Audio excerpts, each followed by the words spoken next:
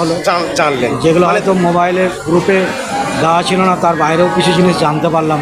ঠিক ঠিক। আপনার তাহলে সমস্ত কিছু ট্রেনিং হওয়ার পর কাজটা কি ভালো লেগেছে? হ্যাঁ, কাজটা ভালো লাগলো। কাজটা কি করতে চান? কাজটা করতে চাই। আচ্ছা, কারণ দেখুন কাকু, আমরা বলে দিই, যদি কাজ ভালো না লাগে আপনি এখান থেকে বাড়ি চলে যেতে পারেন।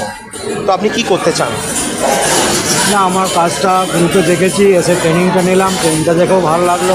আচ্ছা, আপনি কাজটা করতে চাই। ঠিক আছে। তো বিভিন্ন জায়গায় পশ্চিমবঙ্গে এখন কাজ দেওয়ার নাম করে অ্যাডভান্স অগ্রিম টাকা পয়সা চাওয়া হয়, 500, 1000 ফর্ম ফিল আপের নাম করে, ড্রেস দেওয়ার নাম করে।